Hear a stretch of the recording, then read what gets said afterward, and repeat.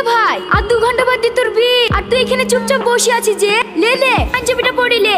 ইরে তোর চোখে পানি? ও কিছু না। দেখ ভাই, আমি তো ছোট বোন হইতে পারি, কিন্তু বেস্ট ফ্রেন্ডের মতন সব কথাই আমাদের মধ্যে হয়। তুই আমার চোখে ফাঁকি দিতে পারবি নি।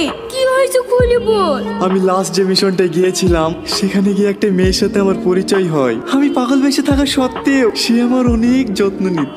জানিস শ্রাবণী, তার সাথে কাটানো সোনালী মুহূর্তগুলো সব সময় আমার মনে পড়ে। ওখান থেকে আসার পরে আমি যেন নিজেকে হারিয়ে ফেলেছি। এইরকম কেন হচ্ছে বলতে পারিস বোন? বুঝতে পেরেছি, তুমি এটাকে অনেক ভালোবেসে ফেলেছি। চল কোথায়? তোর ওই ভালোবাসার মানুষটার কাছে। আরে শ্যামলি, দাঁড়া। রাস্তা ছাড়েন, আমার তাড়া আছে। আরে অত রেগে যাচ্ছিস কেন? শুনছি তোর নাগর নাকি সিবিআই অফিসার, তা তোকে নিয়ে যায়নি? ওই তো শহরের মা, দুদিন ফুর্তি করে পালিয়ে গেছে। আহারে, কষ্ট বুকটা ফেটে গেল রে। কদিন তো নাগরের সাথে খুব ডালাডালি করলি, আর আমাকে একটু সুযোগ দে। ছাড়েন বলছি। তোর সময় একই ডায়লগ। আপনারা দয়া করে আমার সাথে এরকম করবেন না। আমি কোনো রকমে তালে রস বেঁচে সংসার চালাই। আমার বাবা অসুস্থ বলি, দয়া করে ছেড়ে দেন না।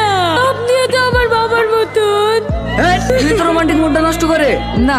তোদের কাছে ভিলেনটা ঠিক আছে। এই বিশ্ব, লিসা আমার বাগান বাড়িতে, আজকে ওকে বিয়ে করবো। বাচ্চারা ছাড় আমাকে, ছাড়। বাঁচাও আমাকে, বাঁচাও।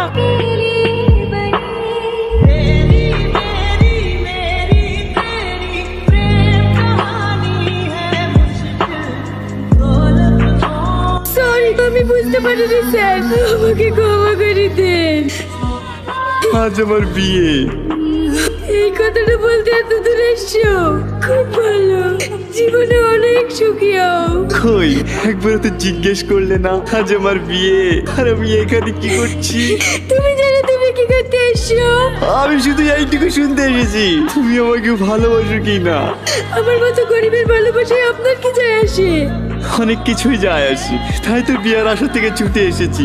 তুমি যদি একবার বলো আমাকে ভালোবাসো, পৃথিবীর এমন কোনো শক্তি নাই যে আমাদের দুজনকে আলাদা করবে। বুদ্ধ কথাকার, তুমি বোঝো না আমি তোমাকে কতটা ভালোবাসি।